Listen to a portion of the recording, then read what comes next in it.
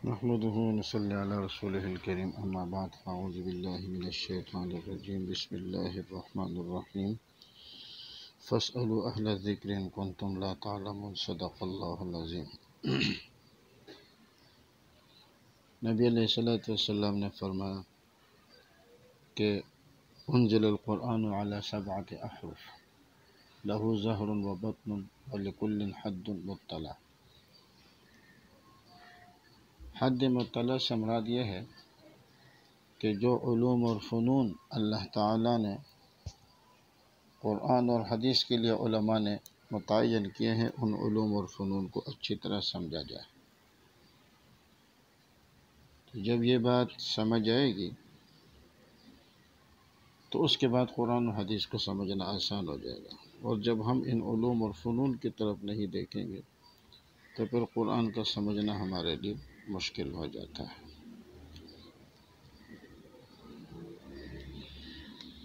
اس لیے ہم متقابلات کا ذکر کرتے ہیں کہ لفظ اپنے معنی اور مفہوم پر کس طرح دلالت کر رہا ہے اور اس کی کتنی قسمیں ہیں۔ تو ظاہر وہ ہے جو لفظ سے سمجھ میں آئے، یعنی جب آپ کلام سے کوئی لفظ زبان سے نکالتے ہیں تو لفظ سے ہی فوراً آپ کو سمجھ میں آ جاتا ہے، اس میں کسی غور و فکر کی ضرورت نہیں ہوتی۔ جیسے اللہ نے فرمایا احل اللہ البیع وحرم الربا، اللہ نے کاروبار کو حلال قرار دیا ہے اور ربا کو حرام قرار دیا ہے۔ تو اس سے واضح طور پر پتہ چل گیا کہ کاروبار کرنا حلال ہے اور سود کھانا حرام ہے، یہ اسی لفظ سے پتہ چلتا ہے۔ نص اسے کہتے ہیں مسیق الکلام لأجلہ، جس کی وجہ سے کلام چلایا گیا ہو، اور اس کی مثال بھی یہی لے لیں۔ کفار نے کہا تھا انما البیع مثل الربا، بیع جو ہے کاروبار یہ سود کی طرح ہے، ان دونوں میں کوئی فرق نہیں ہے۔ اگر سود جائز ہے تو پھر اگر کاروبار جائز ہے تو سود بھی جائز ہے۔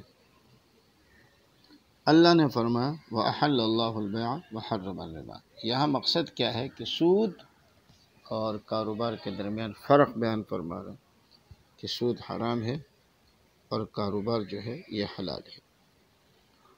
تو لفظ احل اللہ البیع وحرم الربا کا ظاہر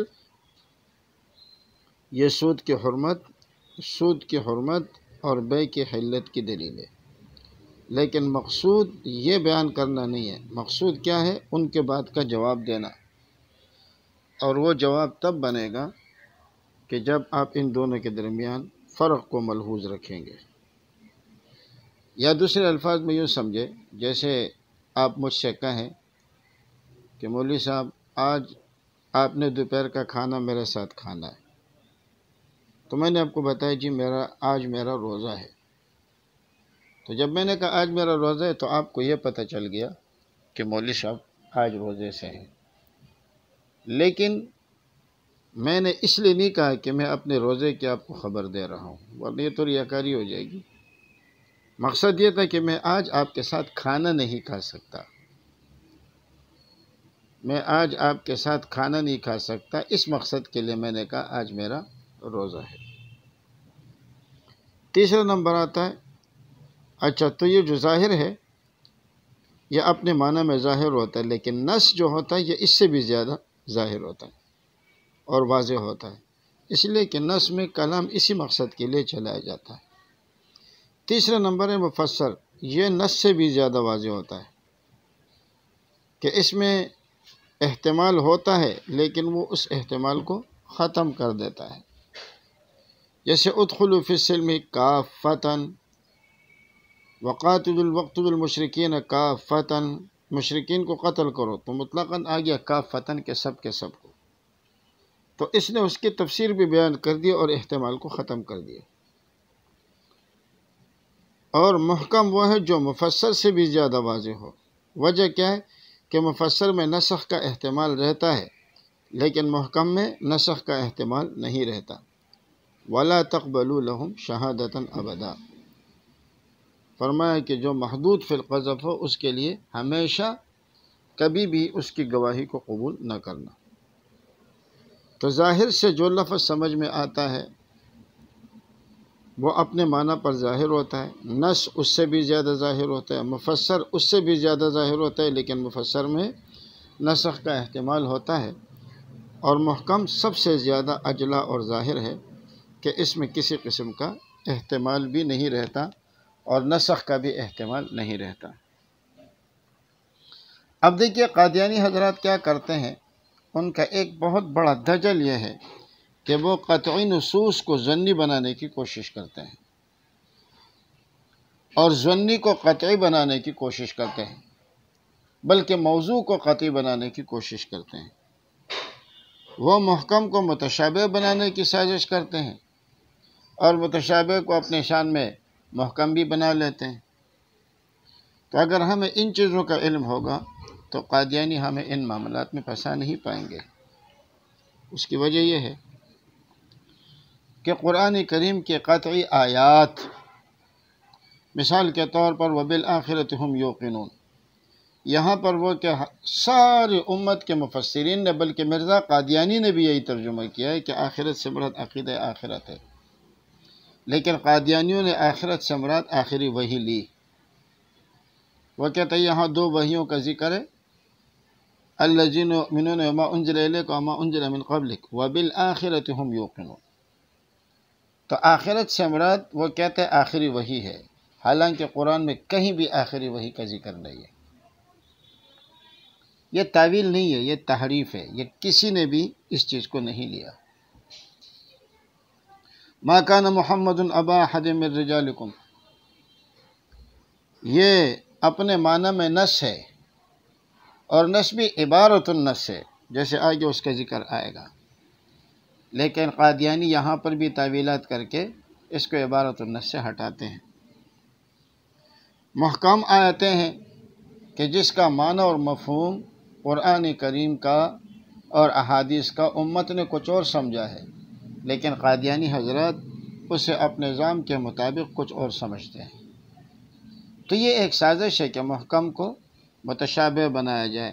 جتنی بھی ختم نبوت کی یا جو اجراء نبوت کے دلائل پیش کرتے ہیں یا ختم نبوت کے دلائل کے جو جوابات دیتے ہیں، حالانکہ اس پر پوری امت کا اتفاق ہے، یہ محکم آیتیں ہیں جس میں نسخ کا احتمال بھی نہیں ہے اور اس میں کسی قسم کی تشابہ بھی نہیں ہے، مگر قادیانی کیا کرتے ہیں، قرآن کے قطعی نصوص کو ظنی بناتے ہیں اور محکم آیتوں کو وہ کوشش کرتے ہیں کہ کسی نہ کسی طریقے سے یہ متشابہ بن جائے۔ اب ظاہر ہے کہ قطعی نصوص جو قرآن کریم کی ختم نبوت کے بارے میں جتنے بھی دلائل ہیں، قادیانی اس کا جواب دیتے ہیں اور اس کو ظنی بنانے کی کوشش کرتے ہیں، اور کسی چیز کے بارے میں اگر کوئی قول مخالف مرزا قادیانی کا بھی آ جائے تو کہتے ہیں جی یہ تو قطعی الدلالت نہیں ہے، اس لیے کہ اس میں دوسرا قول بھی آ گیا۔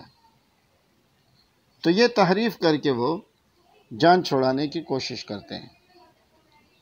اسی طرح جو مزید 4 اصطلاحات ہیں کہ لفظ سے جو معنی سمجھ میں آتا ہے اس کی نوعیت کیا ہے، تو یہاں بھی 4 چیزیں ہیں: عبارت النص، اشارت النص، دلالت النص، اقتضاء النص۔ عبارت النص مثال کے طور پر فَانكِحُوا مَا طَابَ لَكُم مِّنَ النِّسَاءِ مَثْنَىٰ وَثُلَاثَ وَرُبَاعَ، عورتوں سے نکاح کرو 2 2 3 3 4 4۔ تو اس کلام کو جو لایا گیا ہے اس سے ایک بات تو یہ معلوم ہو گئی کہ نکاح جائز ہے، دوسری بات یہ کہ نکاح کی تعداد متعین ہے، اور تیسری بات یہ کہ 4 سے زائد نکاح کرنا جائز نہیں ہے۔ اس کو کہتے ہیں عبارت النص۔ اشارت النص یہ ہے کہ کلام اس مقصد کے لیے نہیں لایا گیا، لیکن غور و فکر کرنے کے بعد آپ کو اس سے ایک اور بات بھی معلوم ہو گئی، جیسے فرمایا للفقراء الذین اخرجوا من دیارہم واموالہم، کہ صدقات اور کہ جو مصارف بیان فرمائے، للفقراء الذین اخرجوا من دیارہم واموالہم، یہ ان فقراء مہاجرین کے لیے ہے کہ جن کو ان کے گھروں سے نکال دیا گیا، تو ان لوگوں کو صدقات کا حکم ہوا۔ اب عبارت النص اس میں کیا ہے؟ عبارت النص اس میں یہ ہے کہ فقراء، مساکین وہ آپ کے صدقات کا مصرف ہے، لیکن ساتھ میں آپ کو یہ بات بھی پتہ چل گئی کہ جو فقراء اور مساکین مہاجرین ہے، جب ہجرت کر کے آ گئے تو ان کے املاک ان کے ہاتھوں سے نکل گئے، جبھی تو فقراء اور مساکین کہلائے۔ اگر وہ مال ان کے قبضے میں ہوتا تو یہ فقراء مساکین نہ کہلاتے۔ دلالت النص، اس میں لفظ کے اندر کوئی بات موجود نہیں ہوتی الفاظ میں، اور لفظ میں کوئی دلالت نہیں پائی جاتی، لیکن اولویت کے طور پر آپ اسے ثابت کر لیتے ہیں۔ جیسے مثال کے طور پر قرآن میں اللہ نے فرمایا وَلَا تَقُلْ لَهُمَا اُف، ان کو اف نہ کہو، ماں باپ کو۔ تو جب اف کہنا جائز نہیں ہے تو مارنا پیٹنا تو بطریقہ اولا جائز نہیں ہے، اسی کو اولویت کہا جاتا ہے۔ یا جیسے شہداء کے بارے میں فرمایا وَلَا تَحْسَبَنَّ الَّذِينَ قُتِلُوا فِي سَبِيلِ اللَّهِ أَمْوَاتًا، انہیں مردہ مت سمجھو اور انہیں مردہ مت کہو۔ تو یہ شہداء کے بارے میں تو عبارت النص ہے، لیکن اشارت النص سے یہ بات ثابت ہو گئی کہ انبیاء بھی زندہ ہے، اس لیے کہ انبیاء کرام کی شان وہ شہداء سے بڑھ کر ہے، اور یہ دلالت النص سے ثابت ہو گیا۔ عبارت النص تو اس سے شہداء ہے، لیکن دلالت النص سے یہ بات ثابت ہو گئی کہ انبیاء کرام بھی حیات ہیں۔ اقتضاء النص کا مطلب یہ ہے جو اس معنی کو بتائے کہ نص اس کا تقاضا کرے، آیت یا حدیث اس کا تقاضا کرے۔ اگر آپ وہ معنی بیان نہ کریں تو نص کا معنی ہی پورا نہ ہوتا ہو، نص کا معنی ہی اس کے بغیر پورا نہ ہو سکتا ہو۔ مثال کے طور پر ایک آدمی اپنی بیوی سے کہتا ہے انت بائنن، تو بائنہ ہے، تو اب ظاہر ہے کہ بائنن میں جو معنی لفظ کا آ رہا ہے، جب تک آپ اس معنی کا اعتبار نہیں کریں گے تو نص کا معنی آپ کو سمجھ میں نہیں آئے گا۔ تو نص اس کا تقاضا کر رہا ہے۔ یا جیسے اللہ نے فرمایا وَاسْأَلِ الْقَرْيَةَ الَّتِي كُنَّا فِيهَا، اس بستی سے پوچھو جس بستی میں ہم تھے، سورہ یوسف میں اس کا ذکر ہے۔ تو اب دیکھیں بستی سے تو آپ پوچھ ہی نہیں سکتے، یہ تو بالکل صحیح بات ہے۔ تو جب تک آپ یہ معنی نہیں لیں گے کہ بستی والوں سے پوچھو تو تب تک یہ بات درست نہیں بنے گی۔ اب ان چیزوں میں آپ دیکھیں عبارت النص یہ اپنے معنی میں قطعی ہوتا ہے۔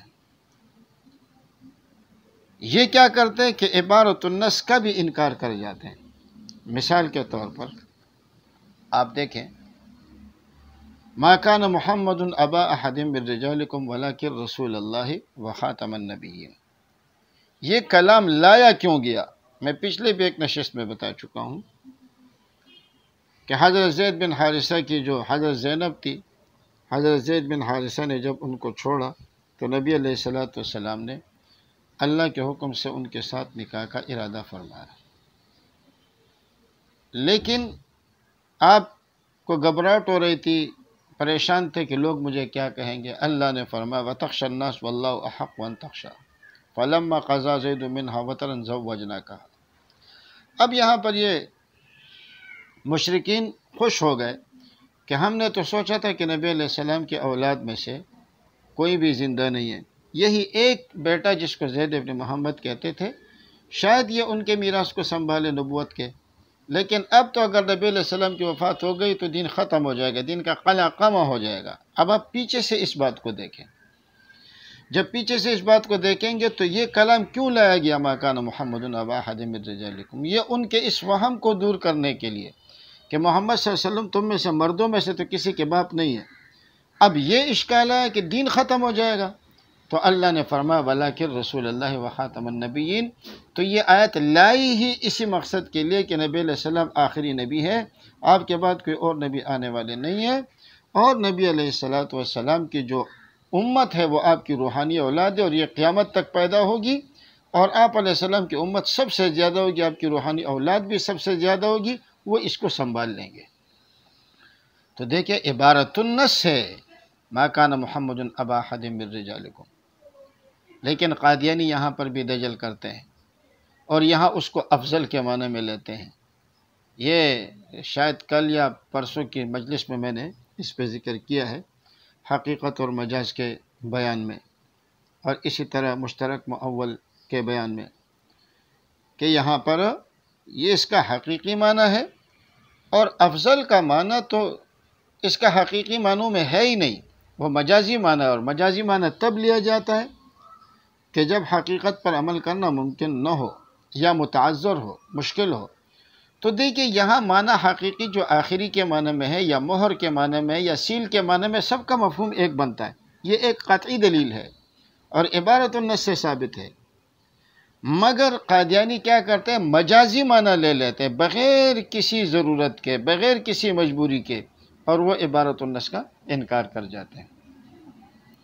اسی طرح حضرت عیسیٰ علیہ السلام کے بارے میں، یا عیسیٰ انی متوفیک ورافعک الی، یہاں پر وہ کیا کہتے ہیں کہ متوفی کا سے مراد یہ ہے کہ ہم آپ کو پہلے موت دیں گے اور پھر آپ کو اپنی طرف اٹھائیں گے۔ اب دیکھیے توفی کا معنی حقیقی کیا ہے، اس پر بھی میں پچھلے ایک مجلس میں ذکر کر چکا ہوں۔ معنی حقیقی توفی کا ہے کسی چیز کا پورا لے لینا۔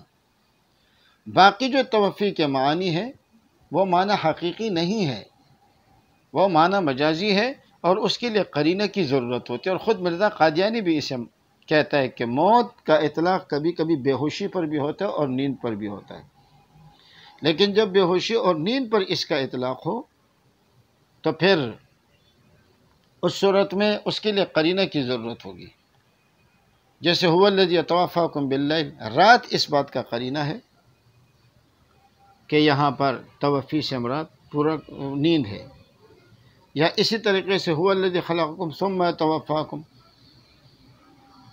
اللہ تمہیں پیدا کرتے ہیں پھر تمہیں موت دیتے ہیں، اور پھر اس کے بعد فرمایا کہ تمہیں دوبارہ زندگی دیں گے۔ تو یہ پیدا کرنا اور دوبارہ زندگی دینا اس بات کی دلیل ہے کہ یہاں موت سے مراد واقعی موت ہے۔ وَلَوْ تَرَى إِذْ يَتَوَفَّى الَّذِينَ كَفَرُوا الْمَلَائِكَةُ يَضْرِبُونَ وُجُوهَهُمْ وَأَدْبَارَهُمْ، یہاں پر فرشتوں کا مارنا اور ان کو موت دینا یہ موت کا قرینہ ہے۔ تو معلوم ہوا کہ موت کبھی کبھی مرنے کے معنی، یہ توفی کبھی کبھی مرنے کے معنی میں بھی آتا ہے، تو وہاں کے لیے موت کا قرینہ ضروری ہے۔ نمبر 2، کبھی سلانے کے معنی میں آتا ہے جس کو انامہ کہا جاتا ہے، تو اس کے لیے وہاں قرینہ ضروری ہے کہ وہ وہاں لیل کا ذکر ہو یا اس قسم کا لفظ ہو کہ جس سے موت نہیں بلکہ نیند مراد لی جا سکے۔ تو دیکھیے مرزا قادیانی کہتا ہے کہ جہاں نیند کا قرینہ موجود نہ ہو، لیل وغیرہ کا لفظ موجود نہ ہو، اور وہاں توفی کا فاعل اللہ ہو اور مفعول ذی روح ہو، تو اس سے روحانی رفع مراد ہوتی ہے، اور اس قاعدے کی نسبت کی نحات کی طرف اور ایک جگہ لغت والوں کی طرف، یہ بالکل جھوٹ ہے۔ اس لیے کہ جو اپنے معنی کے اندر نص ہوتا ہے یا اپنے معنی میں ظاہر ہوتا ہے تو فاعل کے بدلنے سے معنی میں تبدیلی نہیں آتی۔ یہ مرزا قادیانی کا دجل ہے۔ تو اب دیکھیں انی متوفی کا، اس کو کہتے ہیں توفی خصوصی، جو حضرت عیسیٰ علیہ السلام کی توفی ہے، اور ایک ہے توفی عمومی جو عام لوگوں کی توفی ہے۔ اب عام لوگوں کی توفی کیا ہے کہ ان کو موت بھی آئے گی اور یہ سوئیں گے بھی، نیند بھی ہوگی۔ تو دیکھیے اگر اس توفی سے یہ حضرت عیسیٰ علیہ السلام کے لیے ہے، ان کو موت بھی آئے گی اپنے وقت پر، ان کو نیند بھی آئے گی اور وہ سوتے بھی رہے، یہ ساری اپنی جگہ پر ہے، لیکن جو معنی حقیقی ہے وہ کیا ہے؟ پورا کا پورا لینا۔ اور اس پر قرینہ ہمارے پاس کیا ہے؟ قرینہ یہ وَمَكَرُوا وَمَكَرَ اللَّهُ۔ اب دیکھیے عبارت النص، وَمَكَرُوا وَمَكَرَ اللَّهُ، ان لوگوں نے مکر کیا اور اللہ نے بھی تدبیر کی، ان کا مکر کیا ہے؟ عیسیٰ علیہ السلام کو مارنے کا، اور اللہ کی تدبیر کیا ہے؟ عیسیٰ علیہ السلام کو بچانے کی۔ تو اب دیکھیں وَمَكَرُوا وَمَكَرَ اللَّهُ، آگے کیا فرما؟ وَاللَّهُ خَيْرُ الْمَاكِرِينَ، اللہ خیر الماکرین ہے۔ کس وقت؟ اس کا ظرف کیا ہے؟ اس کا مفعول فی کون سا ہے؟ زمانہ کون سا ہے؟ اذ قال اللہ یا عیسیٰ انی متوفیک، جب اللہ تعالیٰ نے فرمایا کہ اے عیسیٰ میں تمہیں موت دینے والا ہوں، ورافعک الیہ، تو اب اگر موت کا معنی آپ مراد لیں گے تو ٹھیک ہے، اب مطلب یہ ہوگا کہ اے عیسیٰ آپ گھبرائیے نہیں، آپ کو موت میں دوں گا۔ اب عیسیٰ علیہ السلام پریشان ہو گئے کہ یہ تو دشمن سر پہ آ پہنچا تو مجھے موت کیسے ملے گی؟ اللہ تو کہتے تبھی موت دوں گا۔ تو فرمایا ورافعک الیہ، گھبرائیے نہیں، میں آپ کو نکال لوں گا، میں آپ کو نکال دوں گا۔ اور یا متوفی کا معنی اگر ہم یہ بھی لے لیں تو بھی کوئی اعتراض نہیں ہے، اور اگر متوفی کا معنی ہم یہ لیتے ہیں، اصل یہی ہے کہ پورا کا پورا آپ کو قبض کرنے والا ہوں، مفہوم دونوں کا ایک ہے۔ تو اب اگر متوفی کو موت کے معنی میں لے لیتے ہیں تو ما قبل سے اس کا کوئی دوسرا ربط بنتا نہیں ہے۔ تو یہ عبارت النص ہے اس بات پر کہ عیسیٰ علیہ السلام حیات ہے۔ اسی طرح آپ دیکھیں انا خاتم النبیین، میں خاتم النبیین۔ اب مرزا قادیانی کہتے ہیں کہ خاتم النبیین کا مطلب یہ ہے کہ تشریعی طور پر میں خاتم النبیین ہوں، میرے بعد تشریعی نبی نہیں آ سکتے۔ یا خاتم النبیین کا مطلب یہ ہے کہ میں انبیاء میں افضل ہوں، اس سے یہ لازم نہیں آتا کہ نبی علیہ السلام کے بعد کوئی اور نبی نہ آئے۔ لیکن اسی آیت میں مرزا قادیانی خود بھی کہتا ہے لا نبی بعدی، نے اس بات کو واضح کر دیا کہ نبی علیہ السلام کے بعد کوئی اور نبی آنے والا نہیں ہے۔ تو اس لحاظ سے لا نبی بعدی یہ مفسر ہو جائے گا اور خاتم النبیین مفسر ہو جائے گا۔ مگر قادیانی ان معاملات کے اندر بہت دجل کرتے ہیں، بہت زیادہ دجل کرتے ہیں، اور وہ اماتہ یعنی مارنے کو حقیقی معنی مراد لیتے ہیں کہ انسان کے لیے مرنا، موت کا واقع ہو جانا، یہ وہ کہتے ہیں یہ حقیقی معنی ہے، حالانکہ حقیقی معنی نہیں ہے، بلکہ اس کی تفصیل میں آپ کو ایک دفعہ پھر بتا رہا ہوں۔ اور وہ اس طرح کہ توفی اگر نیند کے معنی میں ہو تو اس کے لیے قرینے کا ہونا ضروری ہے، توفی اگر موت کے معنی میں ہو تو اس کے لیے موت کے قرینے کا ہونا ضروری ہے۔ جہاں موت کا یا سلانے کا قرینہ موجود نہ ہو تو پھر اس وقت اس سے توفی رفع مراد لی جائے گی، یعنی کہ روح مع الجسم حضرت عیسیٰ علیہ السلام کو اللہ نے اٹھایا۔ اس معاملے میں ایک بات یہ بھی ذہن میں رکھیں کہ اگر آپ یہ مراد لیتے ہیں کہ توفی انعامہ مراد لیتے ہیں، ان متوفی کا، اے عیسیٰ ہم آپ کو سلانے والے ہیں، تو بھی کوئی اعتراض کی بات نہیں ہے۔ ہو سکتا ہے کہ یہ آخرت کے منازل سے عیسیٰ علیہ السلام کو آسمانوں پہ اٹھانا بڑا اہم معاملہ ہے اور بڑا مشکل معاملہ ہے، تو ہو سکتا ہے کہ ان کو پہلے سلا دیا گیا ہو، بے ہوش کر دیا گیا ہو اور پھر اٹھا لیا گیا ہو۔ توفی کو موت کے معنی میں مراد لیتے ہیں تو بھی کوئی مسئلہ نہیں ہے۔ یا عیسیٰ انی متوفی کا، میں آپ کو موت دینے والا ہوں، لیکن موت کب دوں گا؟ جب اس کا وقت مقررہ آئے گا، تو بھی اس پر کوئی اعتراض والی بات نہیں ہے۔ لیکن تینوں صورتوں کے اندر روح مع الجسد کا رفع ہوا ہے، چاہے آپ توفی بمعنی قبض تام یعنی توفی رفع مراد لے لیں، قبض تام لینا، جیتا جاگنا اٹھانا، یا آپ توفی بمعنی سلانے کے لے لیں تو بھی کوئی مسئلہ نہیں ہے، اس لیے کہ سونے سے کوئی مرتا نہیں ہے، پھر بھی زندے اٹھائے گئے ہیں۔